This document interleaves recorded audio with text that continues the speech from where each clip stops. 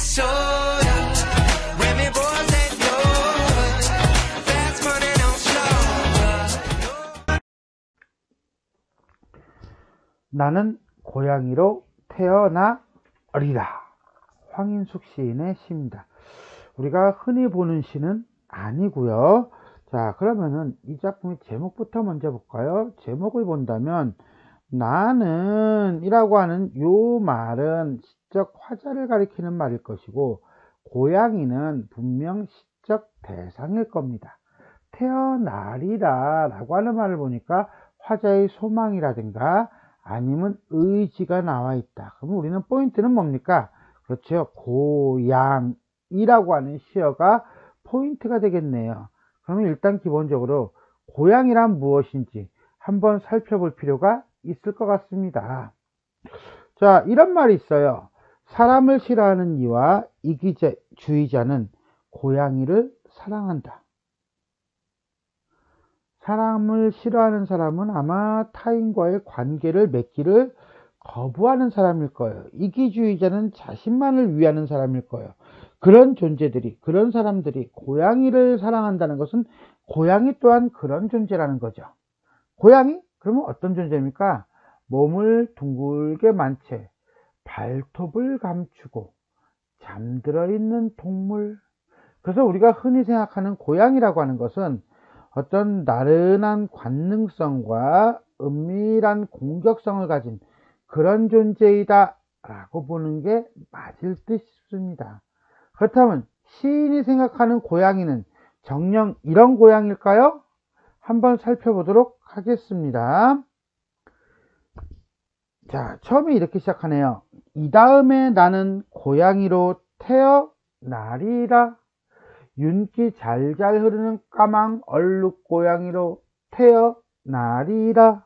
사뿐사뿐 뛸 때면 커다란 까치 같고 공처럼 둥글릴 줄도 아는 작은 고양이로 태어나리라.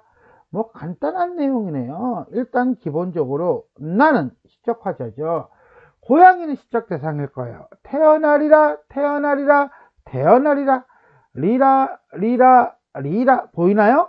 물론 소망의 어조고요. 반복을 통해서 운율을 형성하고 있다. 이렇게 끝에 나오는 걸 우리는 뭐라고 하죠? 각운이라고 한다. 그래요. 고양이는 고양이인데 어떤 고양이? 윤기가 잘잘 흐르는 고양이. 어떤 고양이? 사뿐사뿐 뛰어오르는 고양이.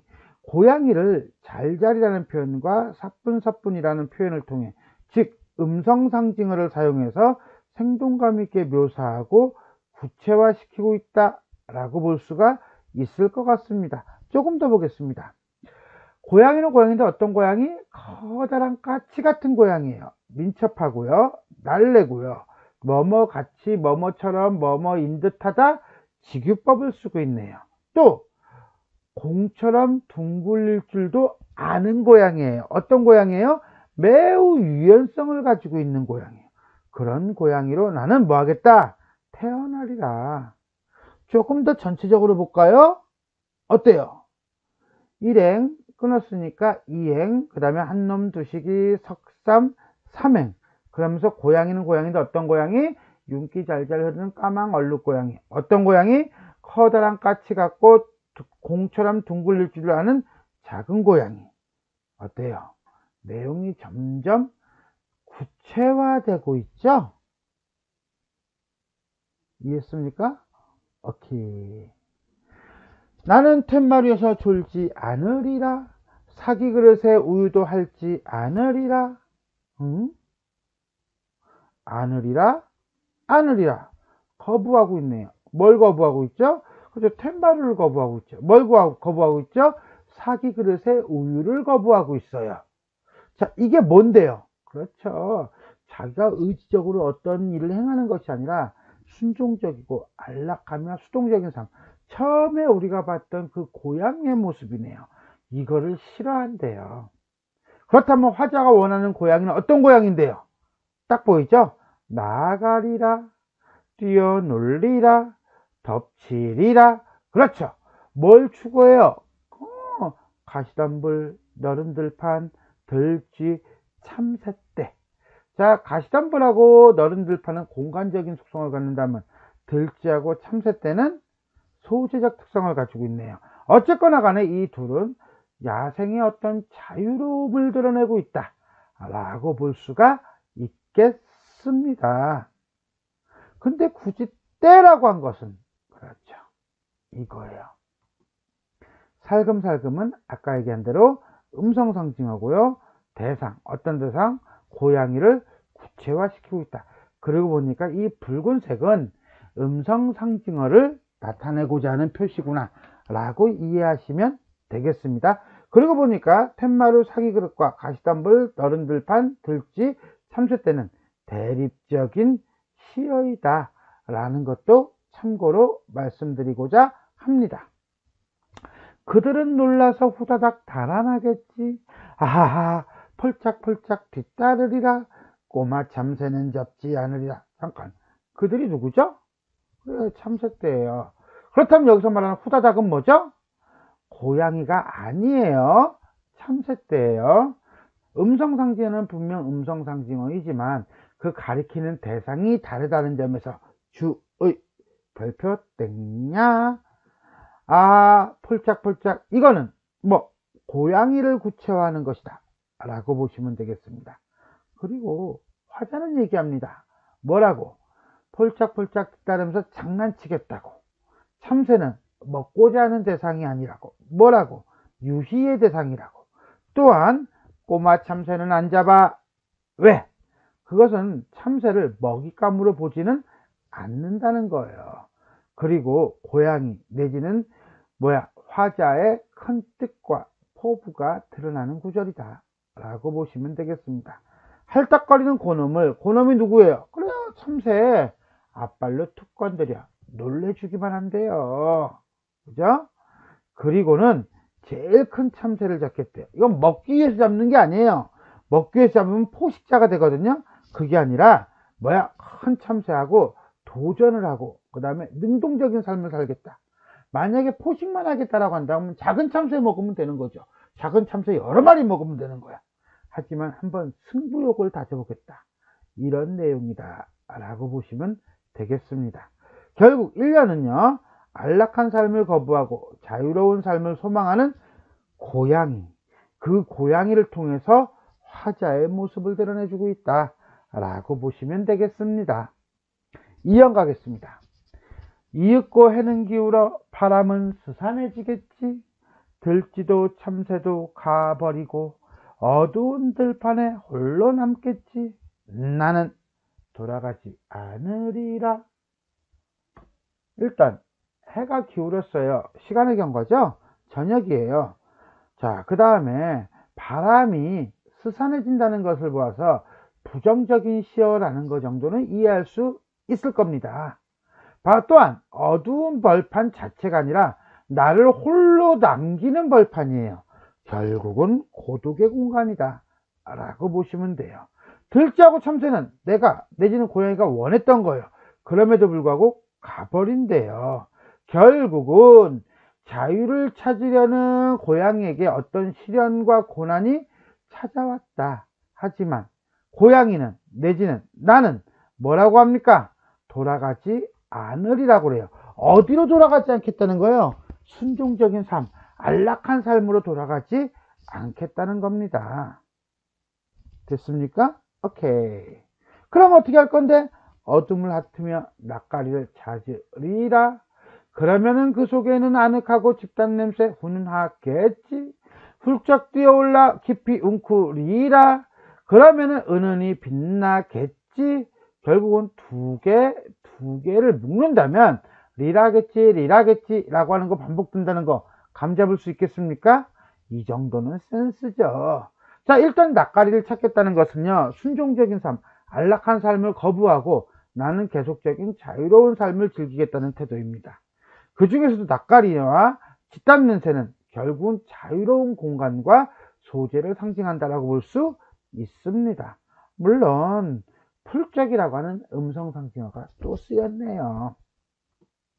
내 잠자리는 달빛을 받아 빛나겠지 라고 하는 것은 어떤 희망적인 태도를 보여주면서 자유로운 삶을 계속 나는 나아가겠다는 의지를 보여주고 있다 정도로 이해하시면 되겠습니다. 혹은 거센 바람과 함께 찬비가 쏟아질지도 모르지. 그럼 여기서 우리는 거센 바람과 찬비를 긍정이라고 볼까요? 에이, 설마 그렇지는 않겠죠. 이 정도는 센스. 빈 벌판은 결국 내가 가고자 하는 공간이잖아요. 하지만은 그네들이 온다는 것은 장애물 내지는 시련이 온다는 것과 같은 맥락이라고 보시면 됩니다. 그럼에도 불구하고 나는 털끝 하나 적시지 않을 거야. 결국 자유로운 삶을 그대로 살아갈 거야 라고 하는 거죠.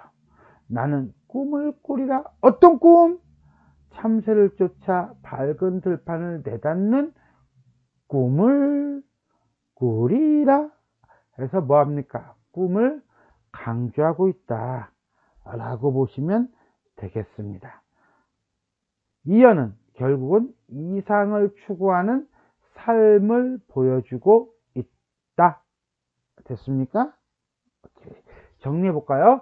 자유시고요, 서사시고요. 자, 여기서 우리는 서사시라는 말 자체를 이해를 못할 수도 있어요.